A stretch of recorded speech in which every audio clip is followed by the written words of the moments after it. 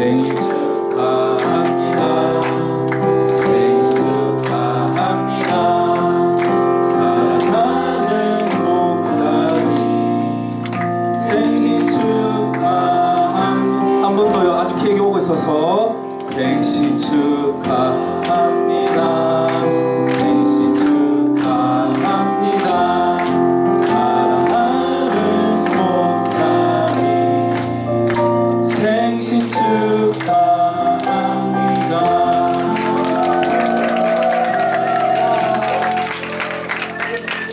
너무 이뻐서 누가 사진을 찍어서 나한테 카톡으로 보내주세요.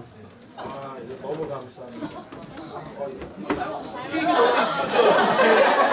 너무 약하죠? 예, 제가 이거 목을 따서 아작아작 씹어보게요. 예, 끄겠습니다. 하나, 둘, 셋. 감사합니다. 케이크 너무 이쁘네요. 항상 생일날 집회를 해요. 그래서 항상 생일날 집에 있은 적이 없어요. 근데 저랑 저희 집사람이 나이가 생일이 일주일 안에 생일이 다 있어요. 그래서 우리는 항상 생일을 어떻게 하냐면은 두 사람 날짜 중에 시간 많은 날 하루를 정해서 그냥 생일을 같이 지내요. 그래서 우리는 지난 토요일 날 생일을 같이 지냈어요. 왜냐면 저는 이번 주에 부산에 있고 저희 집사람은 오늘부터 여수에 아주 유명한 그 성경 컨퍼런스가 있어요. 근데 우리 집사람이 거기서 디렉터로 임명을 받는 날이라서 저희 집사람은 여수에 3박 4일, 저는 부산에 3박 4일 와 있어요. 생일날 둘 다 집에 없어. 그래서 지난 토요일날 생일을 같이 지냈습니다. 너무 감사합니다.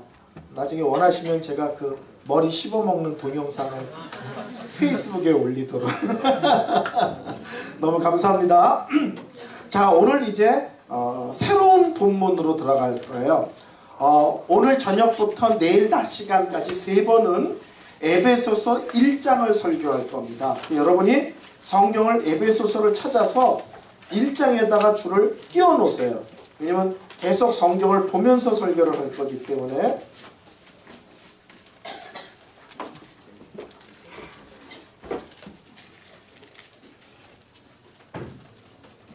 에베소서 1장입니다. 1장 3절부터 6절까지 있습니다. 에베소서 1장 3절부터 6절 줄을 껴놓으세요.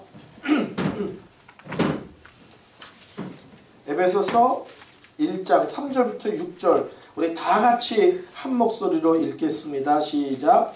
찬송하리로다. 하나님 곧 우리 주 예수 그리스도의 아버지께서 그리스도 안에서 하늘에 속한 모든 신령한 복을 우리에게 주시되 곧 창세전에 그리스도 안에서 우리를 택하사 우리로 사랑 안에서 그 앞에 거룩하고 흠이 없게 하시려고 그 기쁘신 뜻대로 우리를 예정하사 예수 그리스도로 말미암아 자기의 아들들이 되게 하셨으니 이는 그가 사랑하시는 자 안에서 우리에게 거저 주시는 바 그의 은혜의 영광을 찬송하게 하려는 것이라.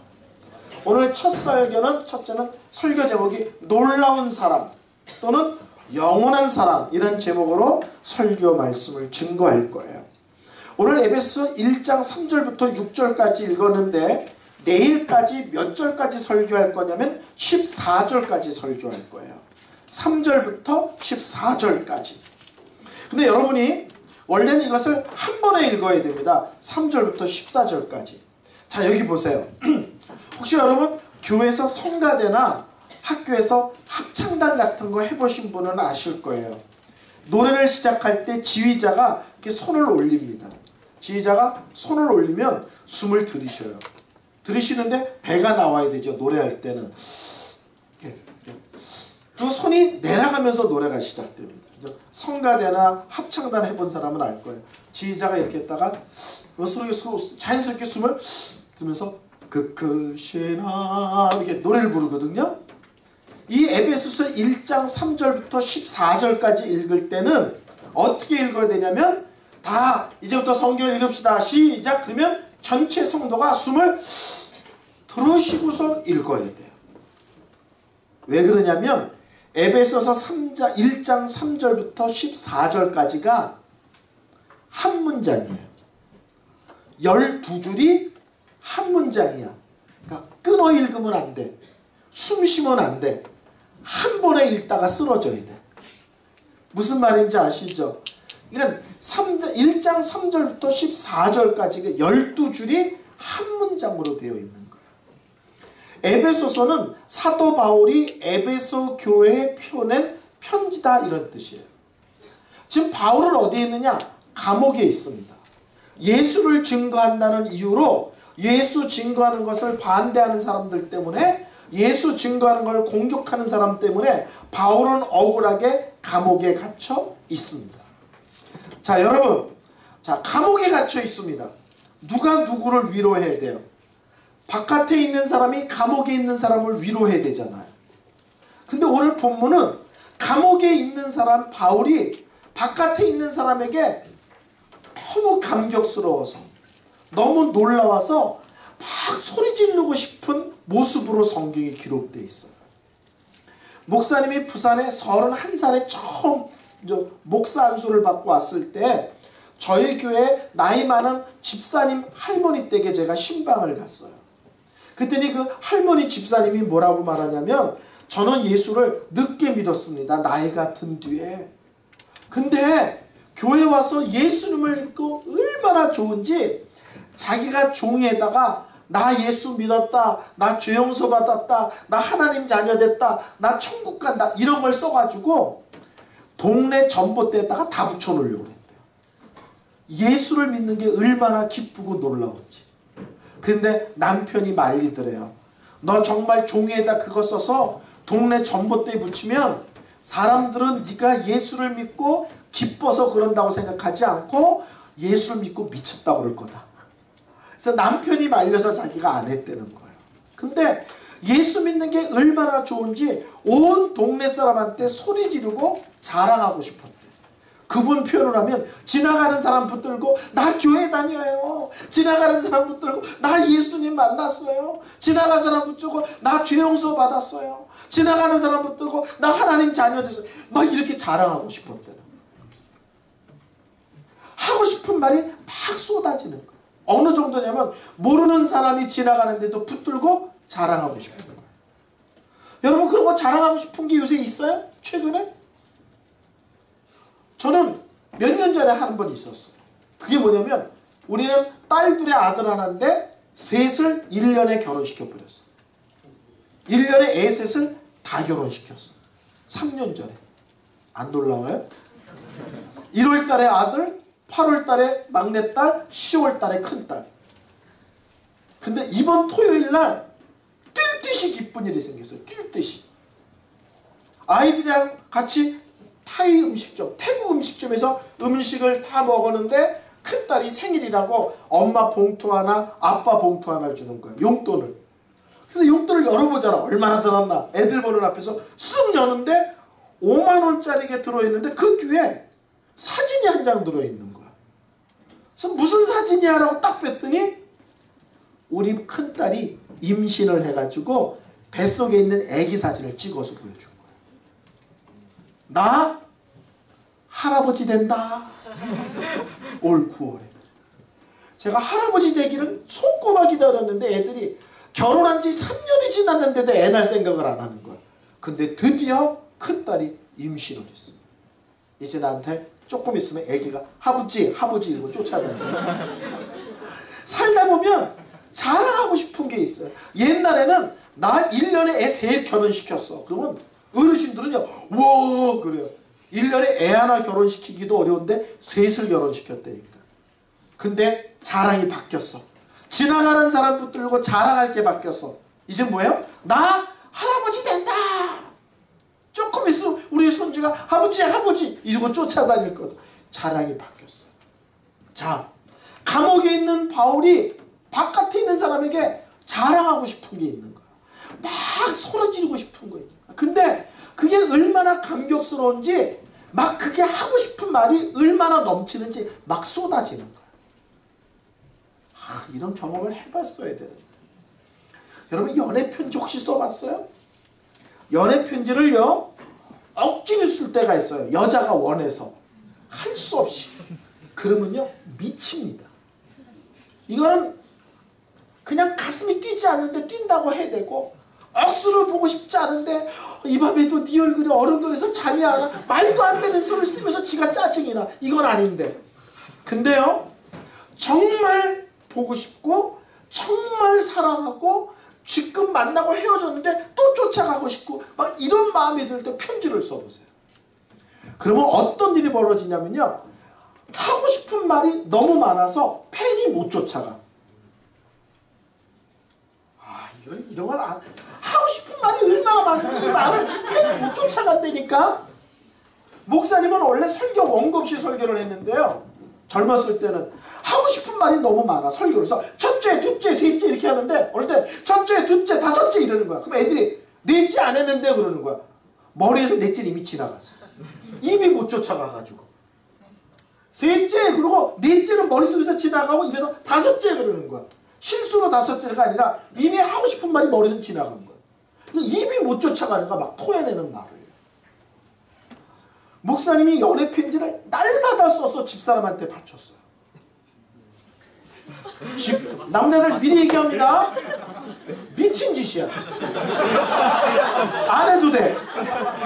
안 해도 돼. 제가 우리 집사람한테 노래를 수도 없이 만들어 바쳤어요. 근데요 노래를 억지로 하려고 그러잖아요. 하루 종일 해도 노래 안 만들어져요. 근데 어느 때는 막 사랑하는 마음이 넘치잖아요. 5분 만에 곡과 가사가 다 쓰여져요. 5분 만에. 진짜예요.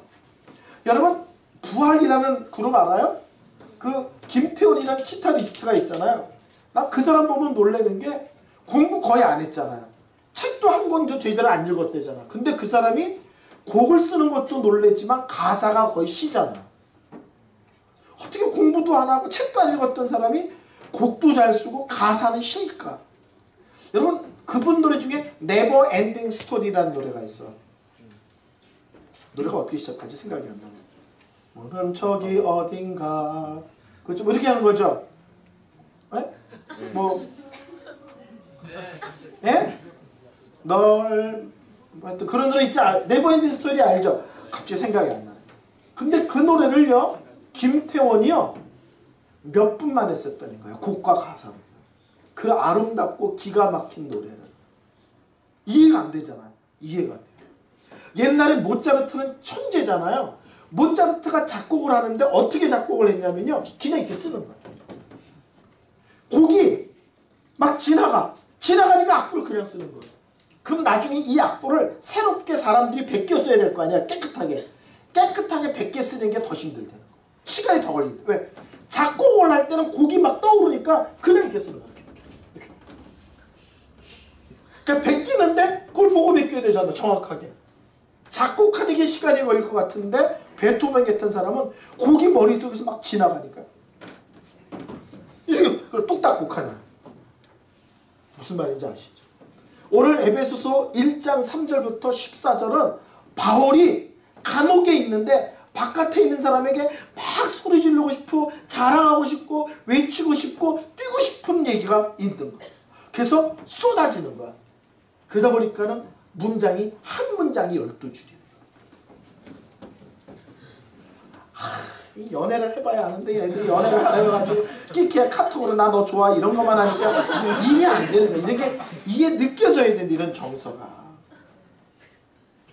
그럼 바울이 감옥에서 그토록 가슴이 뛰고 외치고 싶었던 게 뭐냐? 첫 번째가 뭐냐면 창세 전에라는 거예요. 창세 전에 하나님이 나를 사랑하셨다. 여러분 이제 결혼을 하면 남자들 이제 이상한 일들을 겪게 될 거예요. 저는 결혼한 지 34년 됐어요. 연애 15개월 다 합해서 36년이 지났어요. 저희 집사람과 저는 고등학교 동창이에요. 학교 다닐 때 몰랐어. 나중에 만나고 보니까 동창이야. 그러니까 동갑이야. 생일도 며칠 차이야. 지금 36년째 알고 있어요. 결혼 생활만 35년. 34년에서 35년으로 넘어가요. 올해가. 정말 징글징글하게 오래 살았죠. 근데 남자들 알아야 돼. 여자들이 이상해. 같이 산 지 36년이 됐는데 가끔 뜬금없이 이런 걸 물어봐. 왜 날 사랑했어? 이런 거. 내일 모레 할머니 되는 사람이 그거 알아서 뭐 하려고. 이런 거죠. 언제부터 날 사랑했어? 내가 가슴 찡한 걸 날짜를 정해냈겠어? 시간을 정해냈겠어? 내가 어디가 그렇게 좋았어? 생각해봐도 이해가 안 돼. 내가 이 여자를 왜 좋아했는지. 왜 그토록 노래와 매일 편지를 써댔는지 납득이 안 돼. 근데 여자들이 뜬금없이 가끔씩 물어봐요. 자기 날 언제부터 좋아했어? 어디가 그렇게 좋았어? 언제부터 사랑했어? 근데 여러분 이 질문을 하나님께 한다고 생각을 해보세요. 하나님, 날 언제부터 사랑하셨어요? 하나님 나를 언제부터 교회에 데리고 교회에 나오게 하고 싶으셨어요? 하나님 언제부터 나를 하나님의 아들, 딸 삼으시려고 하셨어요? 근데 오늘 성경에 보면 창세전에 이렇게 써져 있어요. 그쵸? 성경을 이게 스피커 여기서 내가 몇 돌아다니는데. 자, 1장 3절 볼까요? 찬송하리로다 하나님 곧 우리 주 예수 그리스도의 아버지께서 그리스도 안에서 하나님의 모든 신령한 복을 우리에게 주시되 곧 창세전에 그리스도 안에서 우리를 택하사. 창세전에 이 세상을 만들기도 전에 하나님이 나를 아셨다는 거예요. 저 부산이라는 숲바닥 나는 동네에 안락동 근처에 사는 김아국의 바바국이가 이 땅에 태어나서 이렇게 살아갈 줄 이미 아셨다는 거예요. 그리고 하나님이 이 세상을 만들기도 전에 내가 쟤를 사랑하고야 말 거야. 쟤를 구원하고야 말 거야. 쟤를 내 아들, 쟤를 나 딸 만들고야 말 거야 결심하셨다. 여러분 여행 갈 때 계획 얼마나 짜요? 1년 전에 짜요? 목사님 지금 개척교회 조그만 교회 다니고 있어요. 지난주에 우리 성도들한테 뭐라고 얘기했냐면 올 12월 둘째 주에 전 성도가 한번 이스라엘 여행 가면 어떻겠냐. 그러니까 몇몇 성도가 돈이 어디 있어요 목사님? 어떻긴 어디 있어? 카드로 36개월 할부로 긋고 가자. 내가 그랬어요. 36개월 할부로 긋고 한 3년 갚지 뭐. 대신에 성도가 다 같이 한번 이스라엘 갔다 오자. 내 성도들이 막 웃고 박수 치더라고요. 여러분 중요한 거 계획할 때 얼마나 계획해요? 얼마나 준비해요? 저는 중학교 1학년 때 교회 처음 나가는데 어느 날 하나님께서 제 마음에 너 앞으로 목사 될 거야 이런 마음을 주셨어요. 어저께 말한 대로 제가 그때부터 새벽기도를 나갔거든요. 교회 나간 지 얼마 안 돼서부터. 그래서 새벽기도 갈 때마다 제가 기도한 게 있어요. 중학교 1학년 때부터. 뭐라고 기도했냐면 꼭 유치뽕하게 기도했어요. 하나님 제가 어느 날 목사가 될 텐데요. 제가 목사가 될 때 만나서 함께 신앙생활할 성도들이 어디에 있든지 하나님 지켜주셨다가 때가 되면 짜자잔 하고 만나게 해주세요. 이거를 새벽마다 기도했어요. 14살 때부터. 되게 웃긴 애죠. 14살 먹은 애가 하나님 제가 나중에 목사 될 건데 앞으로 저랑 같이 신앙생활 할 성도들이 어느 곳에 있든지 지켜주셨다가 때가 되면 짜자잔 하고 만나게 해주세요. 중학교 1학년이니까 매일 짜자잔 하고 만나게 해주세요. 제가 분일 교목을 하다가 40살 12월 마지막 주에 미국 샌프란시스코 시카고에 있는 한 교회 청빙을 받아갔어요. 12월 마지막 주가 돼서 제가 그 교회 딱 부임을 했어. 부임을 하는데 앞에 성도들이 앉는데 내가 막 눈물이 막 눈에서 막 퐁퐁 쏟는 거야. 왜? 14살 때부터 기도했는데 그 기도했던 성도들이 40살 지금 내 앞에 앉아있는 거야. 내가 장장 날마다 26년 동안 기도했던 성도들이. 그래서 제가 처음 부임 설교를 하면서 성도 여러분 제가 중학교 1학년 때 하나님이 내 마음에 목사 되는 마음을 주셨는데 그때부터 제가 새벽 기도에 나가서 앞으로 만나서 함께할 성도들을 위해서 매일 기도했습니다. 근데 그분들이 바로 여러분들이군요. 그리고 제가 울었어요. 감격스러웠어요. 성도들이 아멘 그랬더니 이런 목사가 어딨냐. 야 훌륭한 목사 왔다. 그러고 막 성도들이 난리가 나. 그래봤자 26년 기도한 거예요. 우리 하나님은요. 이 세상을 만들기도 전부터 나를 사랑하시기로 이 세상을 만들기 전부터 나를 구원하시기로 이 세상을 만들기 전부터 하나밖에 없는 나를 그분의 아들, 나를 그분의 딸 삼으시려고 계획을 이미 세워놓으셨다는 거예요. 여러분, 여기 교회 나왔다는 사실을 우습게 생각하지 마세요. 그 놀라운 계획이 어느 날 나를 탁 낳고 챈 거야. 교회 안 다녔는데 중학교 들어가는데 내 짝이 교회를 다녀.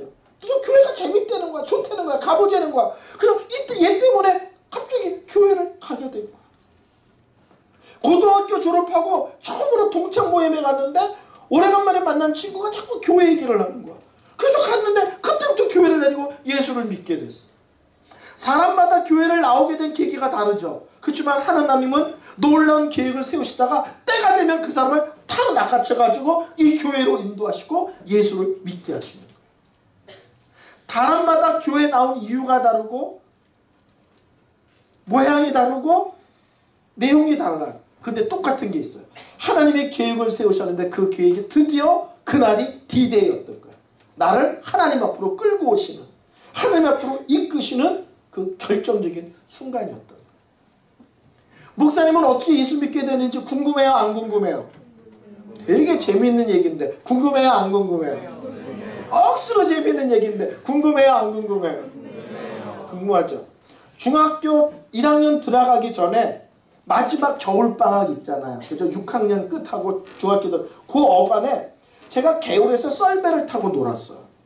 근데 제가 그 동네 계속 살았는데 그 6학년 겨울에는 이상하게 우리 동네 교회가 딱 하나밖에 없는데 그 목사님 아들 딸들하고 썰매를 타고 놀게 됐어요. 근데 저는 걔네들이랑 한 번도 놀아본 적이 없어요. 근데 그 겨울에 애들이랑 썰매를 타는데 목사님 댁 애들이야. 아들 둘에 딸 하나인데 딸은 나보다 나이가 어리고 형들은 나보다 나이가 1살, 2살 이렇게 많아요. 다 내 또래. 그래서 목사님 아이들이랑 썰매를 타고 놀았어. 그럼 썰매를 타고 끝나면 뭐하냐? 목사님 집으로 놀러 가는 거예요. 옛날에는 텔레비전이 없어요. 동네 전체에 텔레비가 하나 있을까 말까 하던 시절이에요. 그러니까 놀 게 없어. 특히 시골에는 겨울이 되면 전 동네 사람들이 다 뭐하고 노냐면 핫토를 쳐요. 옛날엔 비닐하우스 이런 것도 없거든. 가을에 농사 끝나면 겨울은 노는 거야. 새끼 낳고 오고. 그러니까는 어른이고 애들이고 다 노름을 하는 게 아니야. 그냥 핫토를 치는 거야. 그래서 과자 사 먹고 팔뚝 때리고 이러는 거야. 그래서 제가 목사님 댁에 가서 날마다 뭘 했냐면 목사님 아이들이랑 핫토를 쳤어요. 핫토 이름은 나이롱 뽕이라는 거야. 나이롱 뽕은 카드 중에 원카드 있죠. 원카드 게임 알아요? 근데 핫토로 하는 원카드야. 룰이 거의 비슷해요. 이제 나이롱 뽕 몰라. 근데 그 룰은 원카드랑 똑같아요. 그래서 주로 팔뚝을 맞거나 아니면 그때 뭐 10원인가 5원인가 그랬어요. 라면 땅이라는 과자 한 봉지가. 과자 사내기를 하는 거야. 근데 3대1로 붙으니까 내가 매일 지는 거야. 짜고 치는 나이롱 뽕이야. 얘네들 눈치 슬금 보면서 수수 내면 내가 매일 지는 거야. 그럼 팔뚝 맞거나 과자를 사나거나. 근데 한 번은 나이롱 뽕을 하는데 끝발이 오르는 거야. 내가 계속 이기는 거야. 너희들은 오늘 죽었어. 이제 세 놈 다 팔뚝 맞고 과자 사내야 되죠. 막 그리고 신나게 끝발이 오르는데 갑자기 종이 땡그랑 땡그랑 치는 거야. 수요일날 예배 시간이 된 거야. 그러니까 목사님 댁 애들이 벌떡 일어나더니 핫도파를 엎어버리고 예배 드리러 간대. 그 내가 화가 나가지고 예배 드리고 이 핫도 마주치자. 그러고 제가 교회로 따라 들어갔어요. 근데 그 따라 들어가는 날이 교회를 다니는 첫 발이 됐고 제가 그 교회에서 세례를 받고 그 교회에서 결혼을 하고 그 교회에서 전도사가 됐어. 그러니까 하나님은 나를 창세전부터 구원하려고 계획을 세우셨어. 근데 나를 하나님 앞으로 낚아채는 날이 언제냐면 목사 아이들이랑 놀다가 수요일 예배 직전에 끝발이 오를 때 그때 나를 다 낚아채셔가지고 마주하자. 예배 끝나고 마주하자. 날마다 놀러 가는데 주일날은 안 갔어요. 원래 주일날은 노는 날이잖아. 날마다 핫도 치러 갔는데 주일날은 안 간 거야. 그러니까 한 번도 예배를 드린 적이 없는 거야. 근데 수요일 예배 직전에 끝발이 오는 것 때문에 화가 나서 따라 들어가는데 그게 교회를 첫 발을 디디는 계기가 됐고, 그리고 제가 그 교회에서 전도사 결혼까지 했어요. 그러니까 하나님이 사람을 부르는 거는 다 달라요.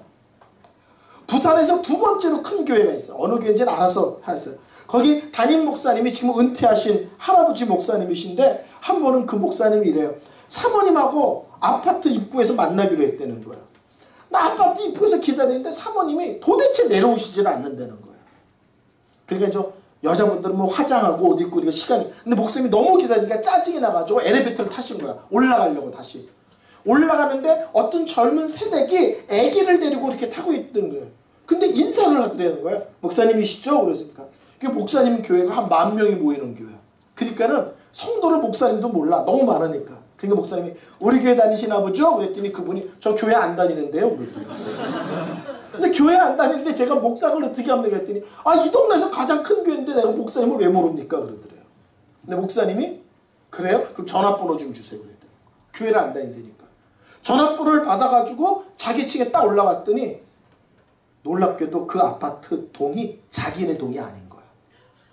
목사님이 뭐라고 그러냐면 내가 그 동네를 몇 년씩 살았는데 사모님을 다른 아파트 동에 가서 기다린 거야. 쉽게 말하면 101동인데 103동에 가서 기다린 거야. 말이 안 되잖아. 매일 내가 사는 집인데 다른 동 입구에서 사모님을 기다리다가 화가 나서 엘리베이터 타고 올라가는데 거기서 교회 안 다니는 새댁을 만난 거야. 그리고 그 전화를 번호를 받았는데 그 전화를 주일날 불러가지고 그분이 교회를 다니게 됐다는 거예요. 그러면서 목사님이 목사님이 참 하나님이 사람을 구원하시는 건 놀랍지 그러신 거예요. 내가 사는 아파트를 내가 헷갈려가지고 동수를 착각해서 엘리베이터를 타고 올라가다가 새댁을 만나서 전도하게 될 줄은 누가 알았어요. 하나님은 그 새댁을 그날 부르시기로 결심한 거예요. 그리고 그 목사님이 순간 착각을 일으켜가지고 엘리베이터 만나서 그날이 하나님께서 그 젊은 새댁을 하나님 앞으로 부르시는 날. 탁! 낚어채서 넌 내 새끼야, 넌 내 딸이야 부르는 날이었대요. 부르는 모습은 다 달라요. 그렇지만 하나님은 부르셨는데 그것이 오늘 부르신 것 같지만 실제로는 창세전부터 놀라운 계획이 있었다는 거예요. 그리고 때가 되매 부르신 거예요. 때가 되매 이 자리에 앉히신 것입니다. 여러분, 나는 여기 교회 다닌다. 이 말 너무 쉽죠? 안 쉬워요. 이것은 창세전부터 계획하셨던 하나님의 계획이 드디어 나에게 이루어졌다는 것을 의미합니다. 야, 이 세상을 창조하기 전부터 나를 교회로 부르실, 나를 구원하실 그분의 자녀로 삼으실 계획이 있었는데 그 놀라운 일들이 오늘 나에게 벌어졌구나. 제가 이것을 깨닫고 나서부터는요, 내 인생 전체를 보는 눈이 달라졌어요. 우리 동네 교회가 하나밖에 없었거든요. 시골에 4방 4km 안에 교회가 하나밖에 없었어요. 제가 이런 고백을 했어요. 우리 동네 교회가 하나밖에 없는데 그 교회가 왜 있을까? 하나님이 나를 구원하기 위해서 그 교회 세우신 거예요. 그 교회 목사님 애들이 왜 다 내 또래일까? 하나님이 나를 구원하기 위해서 그 집 애들을 다 내 또래로 만드신 거예요. 하나님께서 그 아이들을 왜 그 겨울에 항상 개울에서 놀았는데 한 번도 놀지 않은 그 목사님 자녀들을 왜 그 겨울에는 단짝 친구가 돼서 날마다 놀게 하셨을까? 나를 드디어 하나님 안으로 부르시기 위해서. 내 인생 전체가 새롭게 해석이 되는 거예요. 여러분, 부산 침례교회가 부산 침례교 여기 왜 있어요? 하나님이 여러분 구원하시려고. 이 교회 내 친구가 있어 따라왔어요. 왜요? 하나님이 나를 부르시려고. 교회 다닌 남자애들이 친구 전도하면서 하는 가장 나쁜 거짓말이 뭐예요? 우리 교회 예쁜 여자들 많다는 거잖아. 그리고 애들이 와서 욕하잖아. 나쁜 놈. 교회 예쁜 여자가 어디 있다고. 여자들도 그러잖아. 우리 교회 예쁜 오빠, 교회 오빠 멋있는 오빠 많다. 그래가지고 따라왔다가, 그쵸? 제가 옛날에 부산에서 어떤 교회 수련회를 갔어요. 수련회를 갔는데 끝나고 왔는데 저는 잊어버렸는데 극동방송에 밤늦게 이렇게 전화로 찬양을 신청하면 틀어주는 코너가 있었어요. 근데 나는 못 들었는데 막 여기저기서 전화가 오는 거야. 아침에. 왜 그랬더니 어저께 극동방송에 무슨 찬양 시간들 못 들었다 했더니 어떤 고등학교 아이가 거기다 찬양을 신청하는데 이은성 목사 얘기를 하더라는 거예요. 걔가 왜 이은성 목사 얘기를 하냐 그랬더니 교회에서 수련회를 가는데 얘가 그 학교 짱이래, 짱. 근데 친구가 수련회를 가는데 여자아이들이랑 캠핑 간다고 그랬다는 거야. 그러니까 여자아이들이랑 텐트 치고 노는 줄 알고 수련회를 갔더니 하루 종일 예배만 드리는 거야. 얘가 성질이 난 거야. 근데 강사가 이은성 목사야. 근데 이은성 목사가 매 시간 예수 얘기 복음을 하는데 이 주목장이고 여자애들이랑 캠핑하는 줄 알고 따라왔던 얘가 거기서 예수를 만난 거야. 그래가지고 그날 극동방송에다가 내가 주먹을 쓰고 놀고 여자들이랑 캠핑 가는 줄 알고 교수를 따라갔다가 얼떨결에 오도 가도 못하고 갇혔었는데 이은성 목사가 전하는 복음을 듣고 예수를 믿게 됐다 하면서 이 찬양을 이은성 목사님과 함께 듣고 싶습니다. 그러고 신청을 한 거예요. 제가 한 번은 안양에 있는 교회인데 설악산에 수련회를 따라갔어요. 아 근데 여자아이 몇 명이서 수련회인데 어른 전교인 수련회야. 근데 여자아이들이 배꼽티를 입고 온 거야 전부 다. 그러면 화장을 진하게 하고 어린애들이. 그럼 맨 앞자리에 앉으니까 어른들이 미치는 거야. 애들이 배꼽티 입고 화장하고 막 이러고 가서 이러고 있으니까 막 어른들이 막 미치는 거예요. 그래서 제가 냅두세요. 하나님은 중심을 보세요. 딱 배꼽 중심을 딱. 근데 재밌는 게요. 이틀 지나니까 애들이 옷을 싹 갈아입고 화장을 싹 지우고 와요. 아무 말도 안 했는데. 옷 갈아입어 화장하지 마 그런 얘기 안 했는데 이틀이 지나니까 옷을 싹 단정하게 입고 화장을 딱 지우고 예수가 믿어졌다는 거예요. 그러니까는 예배에 이렇게 오면 안 된다는 걸 누가 가르쳐 주지도 않았는데 애들이 예수를 믿고 나니까 하나님께 예배드릴 때 단정하게 드려야지. 야단도 하지 않고 지적도 안 했는데 애들이 옷을 멀쩡하게 입고 와서 앉아요.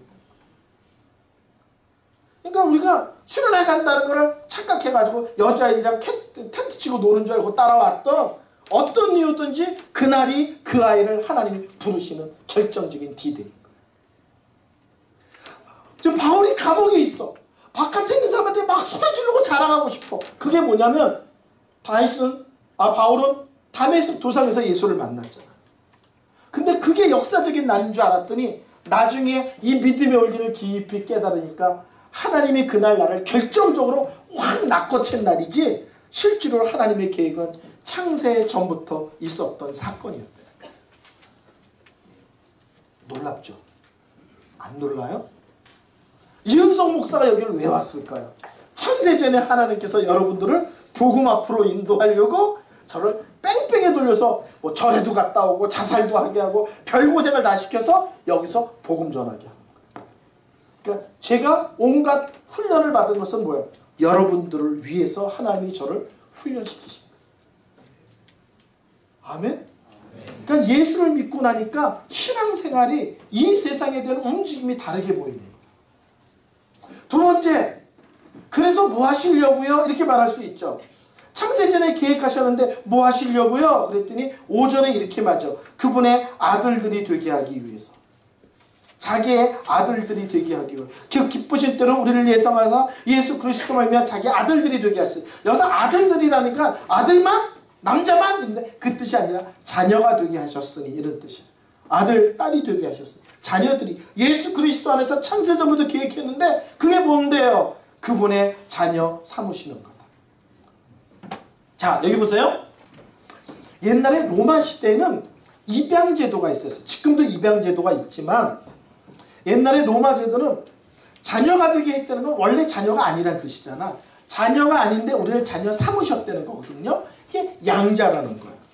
근데 이 바울이 이 성경을 쓰던 시절에는 양자를 삼으셨다 그러면 로마 사람들은 딱 이해되는 거예요. 그 말이 무슨 뜻인지. 자, 로마는 귀족사예요. 그리고 전쟁을 통해서 이기면 상대편의 국민이나 군인들을 노예로 삼아요. 근데 높은 귀족인데 자식이 없어. 그러면 누구를 입양해서 양자를 살냐면 자기 집에 있는 노예 중에서 똘망똘망한 애를 택해가지고 입양을 해서 자식을 삼아요. 충격적이죠. 귀족인데. 근데 옛날에 로마 시대의 노예는 한국에서 말하는 종이란 개념하고 달라요. 노예는 사고팔수가 있어요. 말 안 들으면 때릴 수도 있고 죽일 수도 있어요. 병들면 내다버릴 수도 있어요. 그러니까는 짐승 같은 존재야. 때려도 되고 죽여도 되고 내다 팔아도 되고 뭐 마음대로 할 수 있는 거야. 고대 문헌에는 이런 말도 있어요. 사실인지 모르지만 주인이 칼을 샀어. 이 칼이 얼마나 잘 들지 뭐 배고 싶은데 갑자기 자기 집에 노예가 지나가는 거야. 그래서 야 팔 한 번 내봐. 팔을 내니까 쓱 해본 거야. 이게 드나 안 드나. 그러니까 노예는 한국에서 집에 노예, 종 이런 말 있잖아요. 옛날에 사극 보면 주인님 뭐 대감님 이런 거는 달라요. 그냥 물건이야 물건. 그 당시에 노예는. 근데 주인이 자식이 없으면 그 노예 중에 하나를 자녀로 삼는 거예요. 양자로 삼으면 삼는 순간 세 가지 일이 벌어져요. 첫째는 법적 보장이야. 법적 보장. 따라할까요? 법적 보장. 법적 보장은 뭐냐면 양자를 삼는 순간 법적으로 정식으로 호족에 올리는 거야. 말로만 양자가 아니라 진짜 법적으로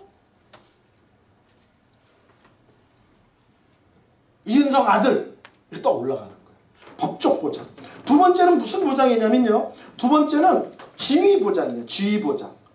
양자를 됨과 동시에 아들로서의 지위를 바로 획득하는 거예요. 이런 거야. 노예가 돌쇠야 돌쇠. 주인님이 돌쇠 있냐? 예, 주인님 부르셨습니까? 너는 지금 이 순간부터 노예가 아니라 내 아들이다. 이제부터 내가 너를 내 아들로 입양한다. 그러잖아요? 그럼 돌쇠가 그 얘기를 듣는 순간 갑자기 마당새야! 마당새 있느냐? 이러는 거예요. 마당새가 자기 집에 있는 같은 동갑내기 노예예요. 그러니까 마당새가 이 자식이 마당새가 있으냐가 뭐야 임마 이 자식이. 내려와 임마. 이놈 보게 이놈의 자식 주인 도녀리매가 어디 가면 너 이제부터 내 아들 해. 그러면 그때부터 아들로서의 지위와 권한을 행사할 수 있는 거예요. 말로만 아니라 호족에 올라 법적 보장. 두 번째 지위 보장. 바로 아들로서의 행사를 해. 세 번째는 상속 보장이야. 상속은 뭐냐면 아버지의 지위도 물려받고 아버지의 재산도 물려받는 거예요. 그게 로마 시대의 입양이라는 거예요. 양자됨. 이거를 바울이 오늘 성경에서 설명을 하는 거예요. 너희들이 전부 다 죄의 종이었지 마귀의 자녀였지 예수 그리스도 안에서 하나님이 너희들을 자녀로 부르셨어. 너희들은 이제 하나님께 자녀가 된 거야. 양자로 입양된 거야. 이게 입양된 거야 라고 말하면 로마 사람들은 딱 알아듣는 거야. 법적 보장, 지위 보장, 상속 보장. 내가 마귀의 종이었는데 예수를 믿는 순간 나는 바로 하나님 나라의 생명책에 이은성, 천국 백성, 하나님 아들, 하나님 딸로 딱 이름이 법적으로 오르는 거야. 이름이 오를 뿐만 아니라 나는 바로 하나님의 아들, 하나님의 딸로서의 권세를 갖고 행세할 수 있어요. 나는 누구냐? 하나님의 아들이다. 나는 누구냐? 하나님 딸이다. 하나님 자녀로서의 지위가 보장돼. 세 번째는 하나님 안에 있는 모든 것들이 내 거야. 왜? 우리 아버지니까. 나는 이거를 언제 깨달았냐면요. 우리 애들을 키우면서 깨달았어. 제가 미국에 살다가 한국에 나올 때 애들을 다 놔두고 나왔어요. 애들은 전화 안 합니다. 카톡 안 합니다. 근데 새벽에 문자가 오든지 전화가 와. 무슨 뜻이에요? 돈 보내라는 거예요. 돈 떨어질 때만 전화 와. 근데 애들이 한 번도 아빠 그동안 너무 힘드시죠? 피곤하시죠? 너무 바쁘시죠? 근데 아버님 죄송하지만 $1,000만 급하게 보내 이런 거 없어요. 아빠 3일까지 $1,000 필요해? 꼭 보내? 띡. 마치 꽂은 돈 받듯이 그날까지 안 받으면 큰일 나듯이 협박하듯이 해. 근데 그것을 무례하다고 말하지 않아요. 왜? 아버지기 때문에 자녀로서 당당하게 자녀로서 누리는 거예요.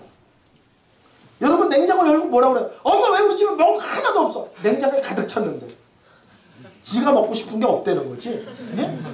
냉장고에 음식이 갖다 먹을 게 하나도 없대.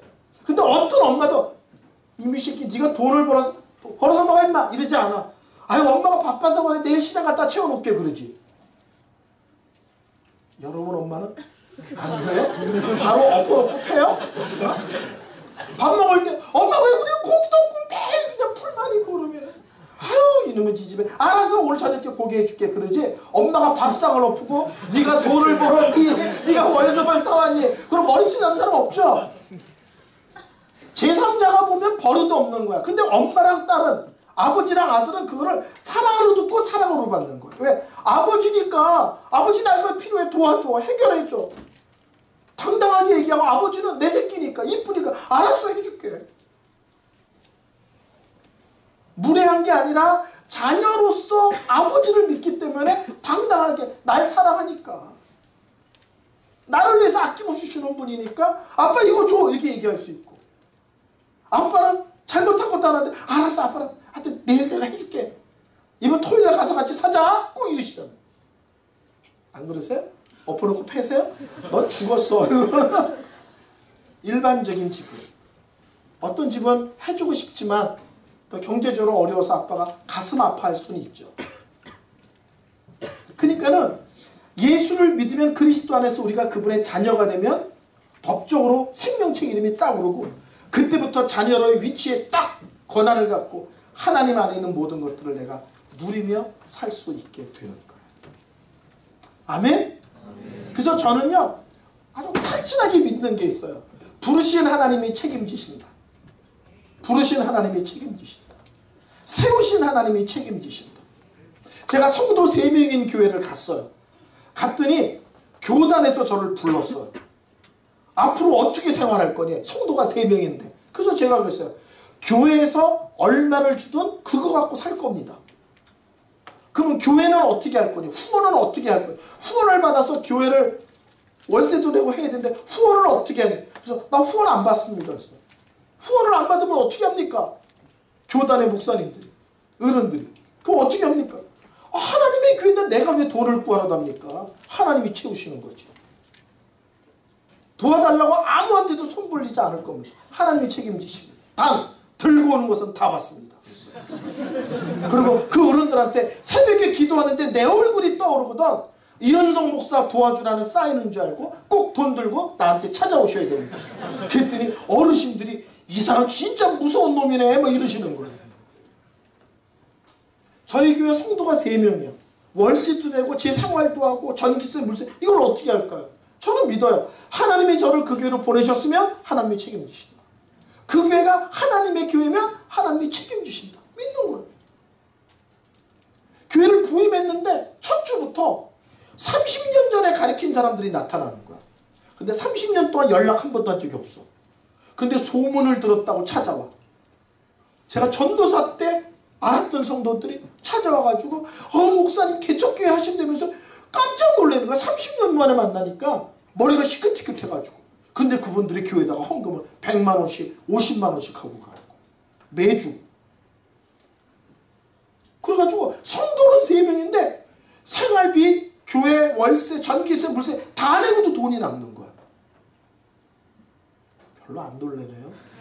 여러분 30년 전에 아는 사람이 갑자기 날라서 헌금을 몇백씩 하고 간다고 생각을 해보세요.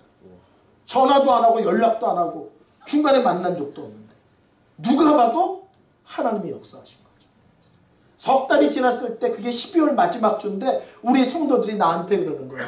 목사님이 이 교회에 오신 뒤로 날마다 매주 하나님의 기적을 우리가 체험했습니다. 근데 더 웃겨요. 남자 집사님이 뭐라고 그러냐면 근데 목사님 이건 다 개업발이지 않습니까? 이러는 거예요. 목사님이 새로 오셨기 때문에 옛날에 아는 목사님들이 걱정돼서 성도들이 들어와 본 거고 계속 오지는 않을 거 아니냐. 그럼 그다음부터는 이 교회가 어떻게 움직이는 거냐 물어보더라고요. 제가 그랬어요. 우리 스스로 자립할 능력이 없는 한 기적을 계속 행하실 겁니다. 그러나 우리 스스로 헌금하고 우리 스스로 교회가 유지될 수 있도록 재정이 포함되면 그때부터 하나님은 그런 사람들을 보내시지 않을 겁니다. 근데 넉 달째 될 때부터 그런 사람들이 사라졌어요. 안 왔어요. 그리고 넉 달 때부터 우리 성도들이 헌금한 걸로 교회 모든 재정이 돌아갔어요. 넉 달 만에. 안 놀래네. 성도 3명인 교회에서.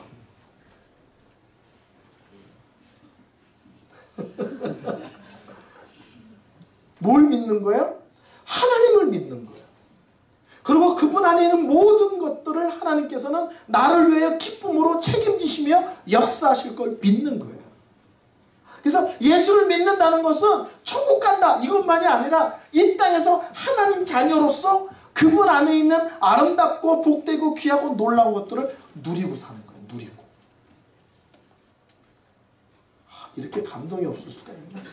정말 여러분이 앞으로 인생을 살면서 많은 어려움을 겪을 거예요.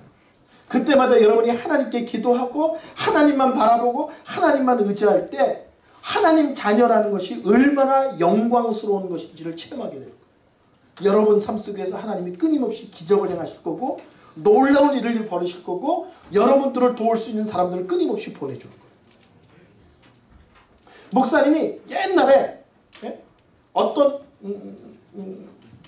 그 강원도의 부흥회를 갔다가 돌아오는 길에 부산에서 부목사님 하던 분이 시골에 담임 목사로 갔다는 것을 알고는 그 교회를 방문했어요. 부흥회 갔다가 오는 길에. 근데 그 목사님을 알지는 못해.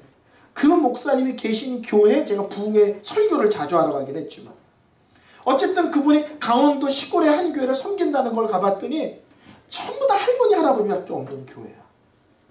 그 목사님 말로는 성도가 14명이라고 해서 부임을 했더니 9명이 요양병원에 누워 계시더래요. 시골이라. 근데 이 젊은 목사님 사모님이 동네 사람들이 예수를 안 믿으니까 매일 나가서 농사일을 다 도와주면서 예수를 전하는 거예요. 너무 이쁜 거야 그 열심히. 그래서 제가 부흥회 때 받은 사례비를 사모님한테 줬어요. 그리고 목사님한테 이 돈 건드리지 마.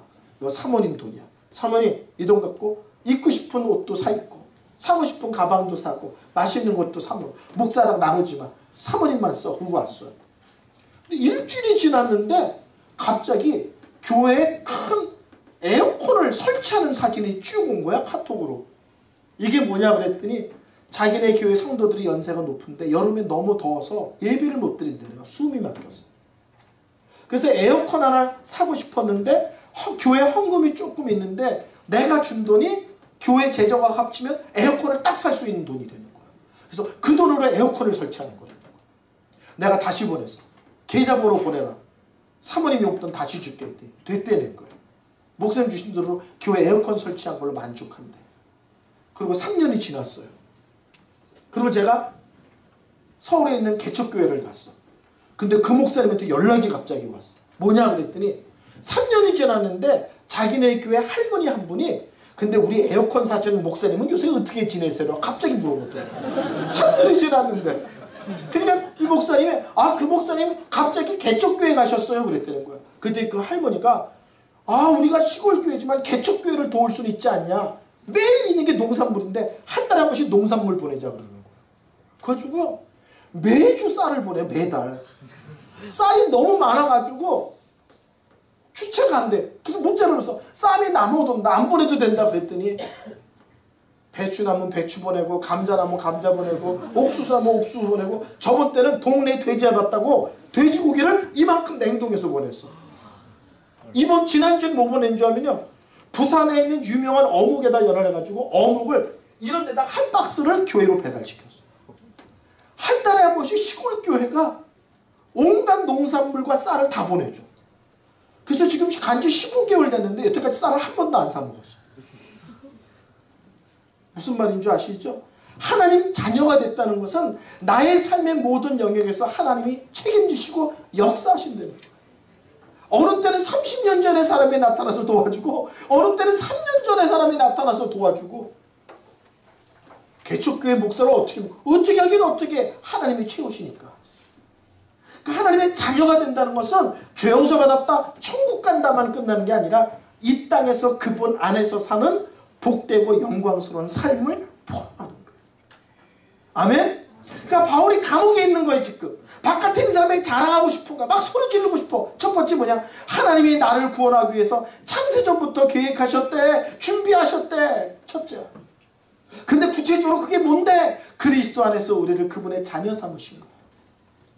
그래서 법적으로 호족에 딱 이름이 오르고 하나님 자녀로서의 신분, 지위를 유지하고 하나님 안에 있는 것을 다 누릴 수 있는 상속자로 살게 하신 거예요. 와. 근데 여러분 이런 거 아세요?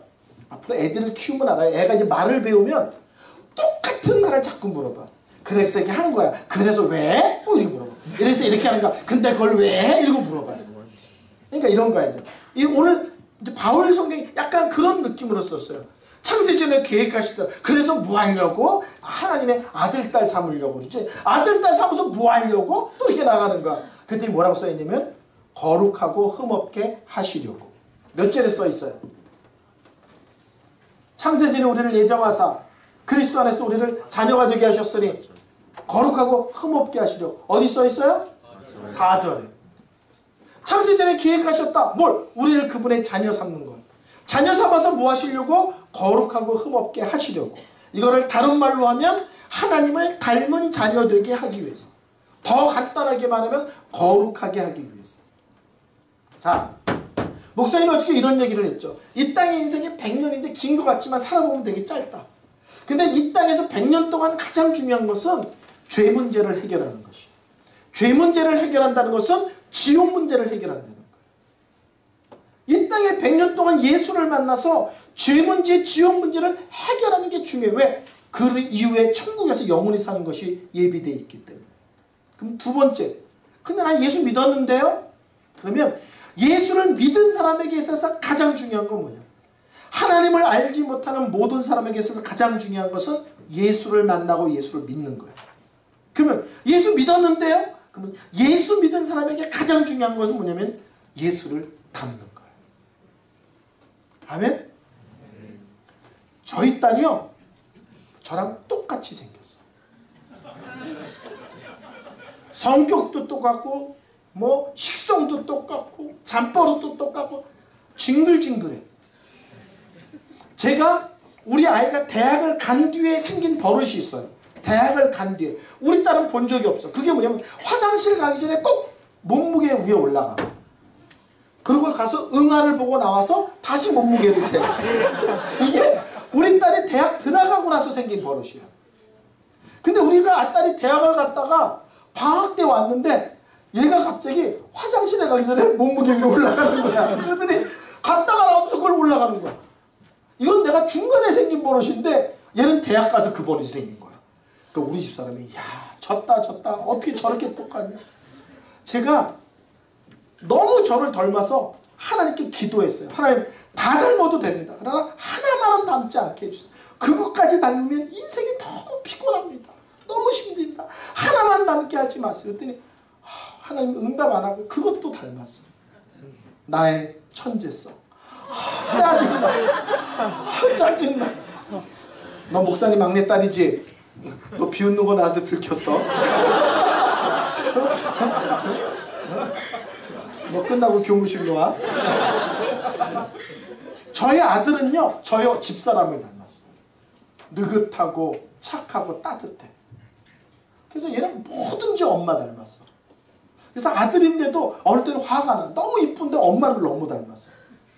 근데 직장을 들어가는데 한 번은 전화가 와서 아빠 왜? 했더니 자기 직장에서 가장 일을 탁월하게 잘하는 3사람에게 월급을 따로 올려줬대. 회사에서. 근데 그 3사람 중에 하나가 자기라는 거야. 내가 깜짝 놀랐잖아. 얘가 엄마 닮았는 줄 알았더니 아이고 날 닮은 거야. 피곤해. 부모는요 자식들이 날 닮았다 그러면 얼마나 좋은지 몰라. 우리 막내딸은 저랑 엄마랑 반반 닮았어요. 근데 얘가 점점점 나이가 들면서 거의 나야. 우리 사위 둘이 너무 힘들어요. 우리 딸들은. 애들이 너무 에너지가 넘치고 너무 강해. 못 이겨. 그래서 둘이 수시로 만나서 밥을 먹어. 서로 하소연하고 서로 억울한 거 나누고 구박받은 거 서로 서러움을 토해내고 둘이서. 근데요 제 입장에서는 내 새끼가 나를 닮았다는 게 얼마나 흐뭇한지 몰라요. 우리 막내딸은 무조건 면이면 오케이요. 냉면이든 뭐 짜장면이든. 근데 제가 그렇거든. 야 어떻게 저런 것까지 닮았냐. 내가 면을 먹어 이런 게 아닌데. 참 신기하죠. 안 신기해요? 하나님은 여러분을 그리스도 안에서 구원하여 자녀 삼으셨죠. 자녀가 된 뒤에 하나님이 여러분을 향한 최고의 기대는 뭐냐면 여러분이 날마다 하나님을 닮아가는 거예요. 여러분 유명한 노래인데 지금은 사라져서 아무도 부르지 않는 슬픈 노래가 있어요. 근데 그 노래가 다시 활성화가 되기를 원해요. 그리고 그 노래가 꼭 남진의 님과 함께 찬송가에 들어갔으면 좋겠어. 넌 어떻게 웃어도 비웃고 있구나. 여러분, 그 노래가 너무 오늘 에베소서 말씀하고 딱 맞아요. 그 노래가 이런 노래야. 참 이거 성악 버전으로 불러야 더 멋있는데 송아지 송아지 얼룩송아지 엄마 소도 얼룩소 엄마 닮았네. 송아지가 얼룩소래. 왜? 엄마가 얼룩소인데 엄마를 닮았네. 성경은 하나님이 거룩하시대. 그러면 하나님의 자녀인 우리에게 요구하시는 것은 뭐냐면 거룩인 거예요. 점점점 거룩해지는 거예요. 거룩을 세 가지로 설명할 거예요. 한국 사람들은 거룩을 어떻게 생각하냐면 이런 거야. 웃긴데 잘 안 웃어. 웃긴데 허허허 잘 안 웃고 무슨 얘기하면 아멘. 목사님은 안 거룩한 거야. 막 이러고 웃어. 사이사이 노래 막 불러. 그리고 지 잘났다고 막 자랑해. 안 거룩해 보이는 거야. 한국 사람들은 거룩이 어떤 느낌이 드냐면 옛날에 선비 같은 모습이 거룩한 거라는 생각이 들어. 점잖고 걸음도 천천히 말도 느긋하게 하고 웃을 때도 살짝 웃고 말고 소리 낼 때도 허허허 하고 끊는. 그러면 거룩한 줄 알아. 그는 성경에서 말하는 거룩이 아니에요. 거룩을 제가 세 가지로 설명할 거예요. 첫째는 거룩은 속했다는 거예요. 거룩은 첫째 개념은 윤리 도덕 개념이 아니라 소속의 개념이에요. 자 여기 봐요. 자 여기 봐요. 여기 봐야 돼요. 자 마이크가 있습니다. 이 마이크가 지난달까지 노래방에서 쓰여졌어요. 이 마이크가. 지난달까지. 그래서 노래방에서 노래 부르고 술 먹고 춤추는데 쓰여진 거야. 무슨 말인지 아시죠? 막 뽕짝하고 싹 다 갈아엎어주세요. 합정동 5번 출구 막 이러면서 그런 데 쓰여졌어. 근데 노래방이 망했어. 그래가지고 중고시장에 내놨는데 교회에서 마이크가 너무 많이 필요한 거야. 그러니까 일일이 다 사기를 모아니까 중고도 좀 써서 씁시다. 중고 사장이 듣더니 이 괜찮은 마이크가 싸게 나온 거야. 그래서 이 마이크가 교회로 왔어. 지금은 설교할 때 쓰여져. 자, 이 마이크가 죄를 졌습니까? 노래방에 있으면 이 마이크가 세상적인 마이크입니까? 교회로 들어오면 거룩한 겁니까? 이 마이크가 윤리도덕적으로 수준이 높아졌거나 수준이 낮아진 거 아니죠. 달라진 건 뭐예요? 어디 속했냐는 거예요. 노래방에 속할 때 술 먹고 유행가 부르고 흥 돋는 데 쓰는 거고 교회 들어왔을 때 이 마이크는 설교를 돕는 도구가 돼요. 그래서 거룩이란 첫 번째 뜻은 속했다는 거야. 어디에? 하나님께.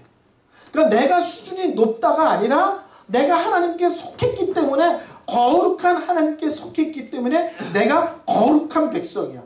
소속이 거룩이야. 그래서 성경은 재밌는 게 예수를 믿는 순간 성도님 그러거든요. 성도님이 뭐예요? 거룩한 사람이라는 뜻이야. 나 예수 지금 믿은 지 1시간밖에 안 됐는데 거룩한 사람이래. 그것은 이 사람이 아주 거룩한 신령한 사람이 됐다는 게 아니라 세상에 속하던 사람, 죄에 속하던 사람, 마귀에게 속하던 사람이 이제 하나님께 속했습니다. 거룩한 하나님의 소속으로 바뀌었습니다. 소속이 거룩이야. 수준은 안 거룩이에요. 수준은 안 거룩인데 소속이 거룩이야. 무슨 말인지 아시겠어요? 아시겠어요? 모르겠어요? 저는 한 달 전에 사직 야구장에 있는 세계로병원의 원목이야. 소속이 병원 소속이야. 지금은 대치동 스카이캐슬 동네에 있는 교회 목사야. 지금은 뭐야? 교회 소속이야. 내가 병원에 있을 때 수준이 낮고 교회에 왔을 때 수준이 높아진 것이 아니라 똑같은 사람인데 소속이 바뀐 거야. 이해가 되시죠? 그래서 성경에서 여러분은 거룩한 백성입니다 할 땐 내가 수준이 갑자기 확 좋아졌습니다를 뜻하는 게 아니라 세상 속에 있던 내가 하나님께 속한 자가 됐습니다라는 속함의 얘기예요. 소속이 바뀌었습니다. 그래서 거룩이라고 그러는 거예요. 그래서 사람들이 야 뭐 교회 다니는 게 껄렁껄렁하고 뭐 그래 그러잖아요. 괜찮아요. 네가 보기엔 껄렁껄렁하고 웃겨 보여도 나는 소속이 하나님 소속이야. 이게 되게 영광스러운데 안 놀라워요? 소속이 하나님 소속이야. 내가 어제 오늘 나와 오늘의 날에 별로 달라지지 않았는데 소속이 하나님 소속이야. 그럼 나는 거룩한 백성이야. 소속이. 근데 두 번째가 있어요. 그것은 뭐냐면 속한 것으로 끝나지 않고 점점 거룩해지고 점점 하나님을 닮아가게 돼 있어요. 한번 따라합시다. 하나님은 우리를 있는 그대로 받아주시지만 있는 그대로 내버려 두시지는 않는다. 무슨 말인 줄 아세요? 우리가 예수 믿을 때 이러지 않아요. 술 끊고 와, 담배 끊고 와, 거짓말 끊고 와, 그러지 않아요. 있는 모습으로 그대로 하나님께 나와. 있는 모습, 부끄러운 대로, 추한 대로, 연약한 대로 있는 그대로 받아주세요. 구원은 있는 그대로 나를 받아주시는 거예요. 그러니까 하나님은 구원은 있는 그대로 받아주시지만 받아준 우리를 그냥 내버려 두지는 않으세요. 세상은 달라져야 받아줘. 그쵸? 대학 커트라인이 있잖아. 회사 커트라인이 있잖아. 점수 이상이 돼야만 붙고 점수 이상이 돼야만 받아줘. 근데 우리 하나님은 점수가 바닥이야. 근데 괜찮아. 와. 내가 받아줄게. 내가 용납할게. 내가 용서할게. 있는 그대로 받으세요. 근데 우리 하나님은 일단 받으신 다음에는 그 모습 그대로 살게 하지는 않으세요. 그때부터 날마다 우리를 훈련하여 점점 거룩하여짐. 점점 예수를 닮게 해 주십니다. 아멘? 그게 다른 거예요. 수준이 바뀌면 받아줄 게가 아니라 일단 받아준 다음에 수준을 끌어올리세요. 참 놀랍죠. 일단 하나님 자녀로 받고 나서 수준을 끌어올려 하나님 자녀답게 해주세요. 그래서 성경에 보면 사람이 예수님을 만나면 하나님을 만나면 그 사람의 인생에 변화가 있으면 이름을 바꾸세요. 이름을. 그래서 성경에서 이름이 바뀌면 이름을 바꿨다가 아니라 이제부터 이것을 기점으로 이 사람이 새로운 인생을 사는구나 이거를 사인해줘. 자, 아브라함으로 바꾸라는 거야. 근데 아브라함은 많은 자손의 아버지야. 근데 이름이 아브람 세자였거든. 근데 아브라함으로 바꾸래. 자식이 많은 집안의 대빵, 어르신 이런 거예요. 그럼 얼마나 웃겨요. 여러분 아브라함이 동사무소 호족계 가서 이름 바꾼다고 생각해보세요. 99세 된 할아버지가 이름 바꾸러 왔어. 할아버지 99세인데 무슨 이름 바꿔야 돼. 이름 바꿔줘. 이름을 뭘로 바꿀까요? 아브라함으로 바꿔. 그 동사무소 직원이 질문하겠죠. 할아버지의 자손이 억수로 많은가 봐요. 아브라함이 하나도 없어. 동사무소 직원이 할아버지 치매신가? 그럴 거 아니에요. 99살에 이름 바꾸는 것도 웃기지만 자손이 하나도 없는데 이름을 자손이 많은 집안의 아버지라는 이름으로 바꾸라는 거야. 근데 성경은요. 아브라함이 자식이 많아진 다음에 이름을 바꾸는 것이 아니라 자식이 하나도 없는데 이름 바꿔. 그리고 정말 그 이름 그대로 네 인생을 만들어줄게. 그리고 우리가 아는 대로 이스라엘 민족 전체가 아브라함 자손이잖아요. 그러니까 하나님은 어떤 일이 된 다음에 이름을 바꾸는 것이 아니라 되기 전에 이름을 바꾸고 그 이름에 걸맞는 사람으로 끌어올리세요. 베드로, 반석이라는 뜻이거든요. 큰 바위, 요동하지 않는 바위.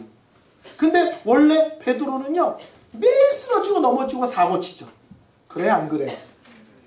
예수님이 진리만 하면 언제나 지가 소리 들어. 손 들어. 그리고 맞춰.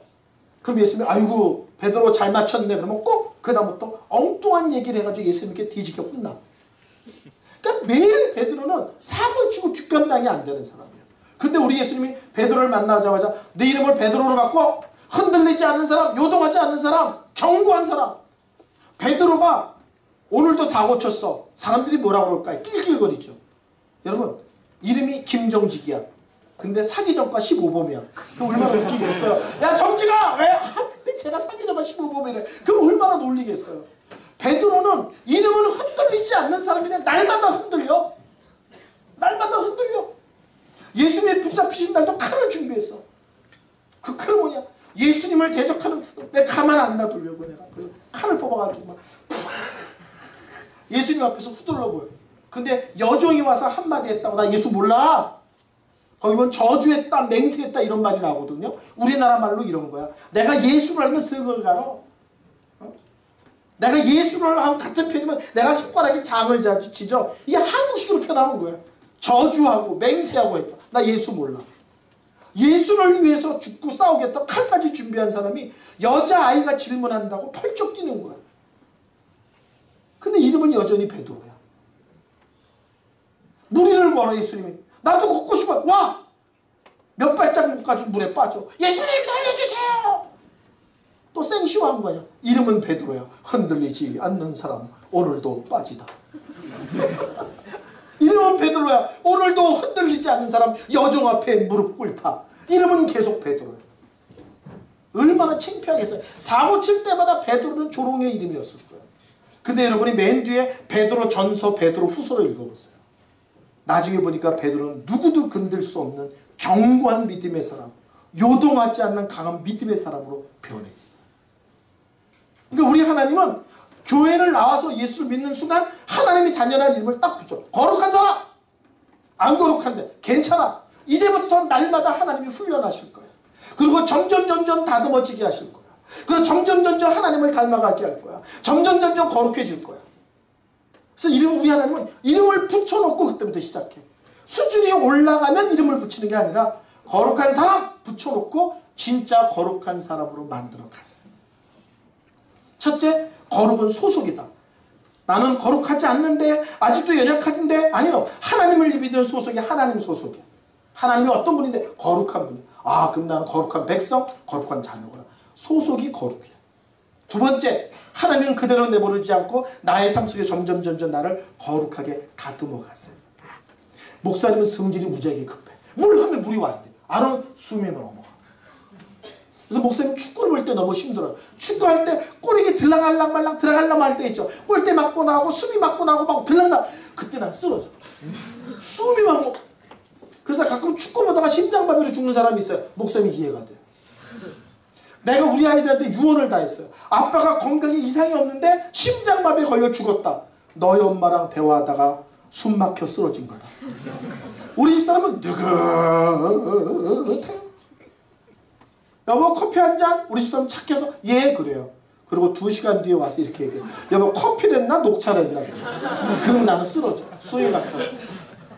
우리 집사람 급한 게 없어. 너무 착하고 느긋해. 나는 불같아. 근데 제가 지금 어떤 줄 아세요? 말도 못해 느긋해. 얼마나 느긋하면 우리 사람이 숨 막힌대. 그럼 얼마나 느긋한 거야. 그만큼 다듬어진 거야. 성격이 불같은 성격이 사라지고 욱한 모습들이 다듬어지고 왜? 시간이 지나면서 변하는 거야. 아직도 멀었지만 젊었을 때의 나를 보면 그때와 나는 너무 많이 달라있어. 앞으로 더 지나가면 더 많이 다듬어지고 더 많이 닮아지겠죠. 두 번째는 점점 닮아가는 거예요. 세 번째 거룩은요. 삶의 자세예요. 너무 중요한 거예요. 제가 부산에 처음 왔을 때요. 제가 말도 못하게 보수적인 교회를 다녔어요. 교회가 체육대회를 했는데 공휴일날 했어요. 공휴일날. 그래서 공휴일날 체육대회를 다 같이 수요일이었어요. 그날이. 그래서 다 모였는데 깜짝 놀랐어. 나는 청바지에 추리닝에 야구모자에 선글라스 끼고 딱 넣은 거야. 왜? 체육대회니까. 딱 갔더니 나 빼고 모든 목회자가 양복을 입고 나타난 거야. 목사님, 전도사님이. 그들이 본부석 있죠. 텐트 치는 거. 그리고 거기에 의자 놓고 앉아서 이것만 하는 거야. 나는 눈치 없이 달리기도 하고 축구도 하고 족구도 하고 뭐 다 한 거야. 하루 종일 추리닝 입고 뛴 거야 막. 근데 그날이 수요일이었거든요. 그래서 체육대가 일찍 끝났어요. 집에 가서 다 샤워하고 성도들이 수요예배를 드리러 왔는데 우리 교회 막내, 쟤보다 더 막내인 친구가 설교를 했어요. 지금도 잊어버리지 않아. 그분의 설교의 첫 문장이 체육대회가 끝나고 수요일날 저녁 때 설교를 하는데 첫 문장이 뭐냐면 목회자가 거룩한지 안 거룩한지는 체육대회 때 복장을 보면 압니다. 이게 첫 문장이었어. 내가 충격을 받았어. 여러분 잘 아세요? 거룩한 건 넥타이 메고 이러고 다니는 게 거룩 아니에요. 저는 맨 처음에 우리 모교회 목사님이 말도 못하게 보수적이야. 교회에서 북한산이라고 해서 서울 근방에 전성도 등산대회를 했어요. 성도들이 울고불고 달아오고 배낭 메고 난리가 아니야. 근데 목사님은, 저는 문을 열고 요만큼 열어놓고 목사님이 무슨 옷을 입고 있나 문틈으로 보고 있는 거야. 근데 목사님이 등산대회인데 넥타이를 메고 신방 가방을 들고 나가시는 거예요. 후다닥 들어가서 양복 입고 신방 가방을 제가 받았어요. 전정도가 등산복으로 오는데 우리 둘만 넥타이에 구두에 신방 가방 들은 거야. 산을 올라가는데요, 거기 온 모든 사람들이 우리 둘을 미친 사람처럼 쳐다보고 등산을 가는데 넥타이 메고 신방 가방 들고 가봐요. 누가 봐도 미친 사람이지. 근데 우리 목사님은 그게 거룩인지 아는 거야. 목사는 등산 갈 때도 넥타이 메고 간다. 예배를 드리고 밥을 먹었어요. 즐거운 게임 시간이 됐어. 제가 사회인데 목사님이 부르시는 거야. 근데 저한테 게임하다가 죄를 질 수 있으니까 통성기도를 시킨 다음에 게임을 하래. 그래서 제가 성도들한테, 우리 게임을 하다가 시험 들 수 있습니다. 수건 돌리기를 하는데 나한테 수건이 안 와서 시험 들 수 있습니다. 나한테 수건이 2번 와가지고 걸려서 화가 날 수도 있습니다. 하나님, 어떤 게임을 하든지 시험 들지 않게 하시고 우리 속에 미움분 들지 않도록 우리 주여 3번 하고 함께 기도합시다 그랬어요. 그러니까 성도들이, 하나님, 어떤 게임을 하든지 시험 들지 않게 없어서, 수건 돌리기 하다 삐끼지 않게 없어서, 막 그냥 막. 근데 내 인생에 그렇게 기도 응답이 빨리 된 거 처음이에요. 예수님의 이름으로 기도합니다. 아멘 했는데 응답이 바로 됐어. 성도들이 놀맘 없다고 그냥 집에 가지. 그래서 게임 없이 그냥 내려왔어요. 그리고 그때부터 성도들이 놀러 갈 때는 목사님 빼고 가기 시작했어요. 그러니까 그분은 뭐예요? 거룩이 아무 때나 넥타이 매는 거예요. 근데 성경에서 말하는 거룩은 그게 아닙니다. 3번째는 삶의 적극적인 자세예요. 목사님이 학교 다닐 때 구약 학자가 있었어요. 교수님. 근데 이분은 이스라엘에서 구약을 연구하고 오신 분이세요. 유명한 이스라엘의 랍비 밑에서. 근데 그분이 어떤 얘기를 하냐면, 랍비 밑에서 하는데 그분이 너무 경건하다는 거예요. 거기다 실력도 좋고 인품도 좋아. 그래서 야, 유학 잘 왔다. 저 스승 밑에서 좀 입체적으로 총체적으로 다 배워보자 그랬다는 거예요. 근데 하루는 공휴일날 이스라엘 시내를 나갔더니 그 교수님이 길거리에서 춤을 추고 있더라는 거예요. 충격을 받은 거예요. 아니, 학자가 길에서 춤을 춰? 강의실에서는 그렇게 경건한 척하고 혼자 거룩한 것처럼 하더니 이분이 화가 나는 거예요. 속았다. 저 사람 사기꾼이다. 이중인격자다. 막 배신감이. 그 다음날 수업 시간이 되는데 교수님이 들어오자마자 손을 들었다는 거예요. 그리고 화가 나서 교수한테 따졌대. 난 당신을 존경했다. 당신한테 다 배우고 싶었다. 근데 당신은 교실과 바깥이 다른 이중적이다. 교수님이 아무렇지도 않게 왜 그러시냐고 물어보더래요. 난 당신이 어저께 길거리에서 춤추는 걸 봤다. 그때 교수님이 막 웃으시더래요. 이스라엘 명절인데 그 춤이 뭐냐면 한국으로 말하면 강강수월래 같은 거야. 그때는 누구든지 다 추는 거야. 그러면서 그 교수님이 뭐라고 말하냐면, 하나님을 믿고 거룩하게 산다는 것은 무엇을 안 한다는 뜻이 아니라, 잘 들어요. 뭘 안 하는 게 거룩하는 게 아니라 죄 짓는 거 빼고는 그것이 무엇이든지 하나님이 내 앞에 계시다는 사실을 기억하여 최선을 다하는 게 거룩입니다. 죄 짓는 것이 아니라 지금 내가 해야 될 일이 있는데 그 일을 하는데 하나님이 내 앞에 계시다는 사실을 기억하여 최선을 다하는 게 거룩입니다. 자, 질문합니다. 점심때 교회에서 밥 먹었죠? 뭐가 거룩한 거예요? 밥을 보고 감사 기도한 다음에 돌격 앞으로 전투적으로 음식을 먹는 게 거룩한 거야. 끼적거리는 거 거룩한 거 아니야. 이거는 짜네, 이것은 싱겁네, 이거는 달네, 이거는 이상하네, 안 거룩한 거야. 식사 때 거룩은 감사하다고 기도했으면 그때부터 감사하게 맛있게 싹싹 비벼서 싸그리 먹는 게 감사해요. 저희 집사람이 저한테 하는 말 중에 가장 재밌는 말이 참 쉬운 남자예요. 참 쉬운 남자. 저는 집사람이 음식을 해오면 짜든 달든 싱겁든 일체 음식에 대한 말 없이 그냥 먹어요. 가끔 못 견딜 때가 있어. 그때 수저를 넣고 슬그머니 나가서 사 먹고 와. 그렇지만 음식 앞에서 집사람을 공격하지 마. 35년째. 그래서 우리 사람이 이 세상에서 가장 쉬운 사람이래. 무슨 음식을 해먹든지 다 맛있다고 그러니까. 근데 우리 며느리한테 갔더니 우리 아들이 그런다는 거야. 뭘 해주든지 항상 맛있다고 그런다는 거야. 아, 자식이 정말 날 닮았어. 무슨 말인지 알죠? 그러면 학생에게서 거룩은 뭐예요? 공부가 죄 짓는 것이 아니죠. 그러면 예수를 믿는 사람은 학교에서 공부해서 최선을 다하는 게 거룩인 거예요. 거룩은 허허 웃는 게 아니라 첫째는 하나님께 속했기 때문에 거룩이고, 두 번째는 하나님의 자녀이기 때문에 날마다 죄를 멀리하고 하나님을 닮아가는 게 거룩이고, 세 번째는 하나님 앞에 있기 때문에 삶을 최선을 다해서 적극적으로 사는 게 거룩이에요. 자, 수영장에 갔습니다. 뭐가 거룩이에요? 수영장에서 넥타이 메고 앉아있는 게 거룩이에요? 짝분도 수영복을 입고 팍! 이게 거룩이에요. 수영장 가서는 수영복 입고 물속에서 열심히 수영하는 게 거룩이고, 바깥에서 넥타이 매면 안 거룩이에요. 체육대회 때는 출혈이 입고 뛰면 거룩이고, 넥타이 매고 오면 안 거룩이에요. 왜? 체육대회 때는 하나님 앞에서 열심히 공을 차는 게 거룩이에요. 이해가 되시죠? 죄 짓는 것이 아니라 지금 내가 할 일이 있잖아. 목사님은 지금 설교하고 있어요. 그러면 저는 거룩한 게 뭐냐면 지금 하나님 앞에서 설교한다는 의미고, 열심을 다해서 최선을 다해서 목을 아끼지도 않고 설교하는 게 저는 거룩이에요. 돌아가면 잘 거죠. 씻고 베개 비고 저는 하나 둘 셋 하면 자. 하나 둘 셋. 가끔 잠이 안 오잖아? 그럼 이렇게 레드 선. 내가 레드 선하고 내가 자. 그래서 가끔 목사님들이랑 같이 자면 목사님들이 질려요. 한 번 어떤 후배 목사가 나한테 상담이 있대. 근데 너무 추웠어 그때. 그래서 내가 이불 속에 들어가서 내가 들을게, 이불 들어가서 얘기합시다. 그럼 내가 이불 속에서 이불을 이렇게 올리면서 얘기하세요. 이렇게 들으면서 졌대. 어떻게 얘기하세요? 그러고 코를 걸렸는데. 그래서 저는 들어가면 하나 둘 셋 하면 자요. 왜? 잠 앞에서 거룩한 거야. 최선을 다해 자는 거야.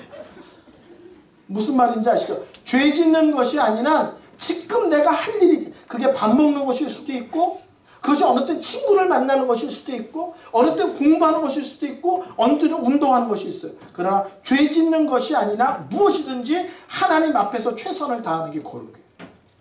그래서 종교개혁자 마틴 루터가 이런 얘기를 했어요. 우리 집 하녀가 예수를 믿더니 카펫 밑까지 청소하기 시작했다. 자, 이 집에 하녀가 있는데 슬금슬금 대강 청소했다는 거예요. 근데 예수를 믿더니 어떻게 하냐? 카펫을 들쳐가지고 아무도 보지 않는 데까지 다 청소한다는 거예요. 왜? 하나님이 보신다는 생각 때문에. 청소하는데도 최선을 다해서. 그래서 거룩한 사람은 나는 텔레비도 안 봐요. 나는 컴퓨터도 안 해요. 안 해요, 안 해요, 안 해요가 아니에요. 여러분, 공부 못하는 학생 중에서요, 아무것도 안 하는데 공부 못하는 애들이 있어요. 저는 나쁜 친구도 안 사귀어요. 저는 텔레비전도 안 봐요. 저는 컴퓨터 게임도 안 해요. 하여튼 다 안 해. 근데 공부를 왜 못하는 줄 알아요? 공부도 안 해요. 그러니까 거룩은 안 해요가 아니야. 하는 거야. 하는 거.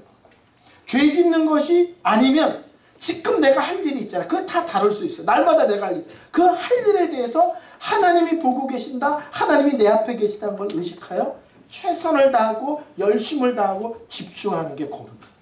그러니까 예수 믿는 사람이 가장 인생을 적극적으로 사는 거예요. 사람 의식하고 사는 사람과 하나님 의식하고 사는 사람은 그래서 급이 다르죠. 그래서 거룩을 세 가지로 정했습니다. 하나님 자녀가 됐습니다. 뭐 하려고? 거룩하게 살려고. 하나님께 속한 백성이고 날마다 하나님을 닮아가고 더 나아가서 누구보다도 인생을 하나님 안에서 분명하고 정확하게 사는 인생이 되게 하기 위해서. 마지막 6절이에요. 그래가지고 뭐 하려고요? 그랬더니 결론이 예배야. 자, 6절 다 같이 읽겠습니다. 시작. 그가 사랑하시는 자 안에서 우리에게 져주시는 바 그의 이름의 영광을 찬송하게 하려 하니. 예. 그래서 뭐 하려고? 창세전에 계획했대. 뭘? 하나님의 자녀됨을. 자녀돼서 뭐 하려고? 거룩하게 하시려고. 거룩해서 뭐 하시려고? 궁극적으로 예배인 거예요. 기독교는요, 항상 결론이 하나님께 영광이에요. 찬양이고 감사고 예배야. 끝이 하나님을 높이는 걸로 끝나요. 이걸 다른 말로 하면 여러분이 하나님 앞에 참된 예배자가 되려면 여러분이 그리스도 안에서 정확한 하나님의 자녀여야 참된 예배자인 거예요. 예수를 안 만났으면 노래하고 춤추고 뛰어도 그건 하나님과 아무 관계 없는 거야. 하나님은 그분의 자녀의 예배를 받으시는 거예요. 그래서 궁극으로는 예배고 감사고 찬양이고 영광이야. 거꾸로 말하면 참된 예배자는 그 전에 하나님 자녀여야 하는 거예요. 하나님 자녀여야만 참된 예배자고, 하나님 자녀에만 참으로 찬양할 수 있고, 하나님의 자녀에만 하나님께 비로소 제대로 영광을 돌릴 수 있는 거예요. 그래서 결론이 뭐냐? 그래서 뭐 하시려고요? 하나님 영광 받으시려고, 하나님 찬양 받으시려고, 하나님 감사 받으시려고, 하나님 예배 받으시려고. 그래서 결론이 기독교는 항상 하나님께 영광으로 가. 자세한 얘기는 내일 아침에 다시 하는 거예요. 내일 아침에는 이제 7절부터 또 말씀 듣겠습니다. 두 번째 얘기. 기도하겠습니다. 우리 나같이 한번 주여 한번 외치고 이 놀라운 하나님의 사랑과 은혜 안으로 불러주심을 감사합니다. 하나님의 아들, 딸이 되는 이 영광스러움과 신비로운 자리로 불러주신 것을 감사합니다. 이 시간 우리 하나님께 감사하면서 우리 잘 기도 드리도록 하겠습니다. 다 같이 한번 주여 외치고 기도합니다. 주여. 아버지 하나님 감사합니다. 이런 영광의 복음을 함께 나누게 하시고 바로 제가 그런 복음 안에 예수 안에 은혜 안에 하나님의 사랑 안에 거하게 하심을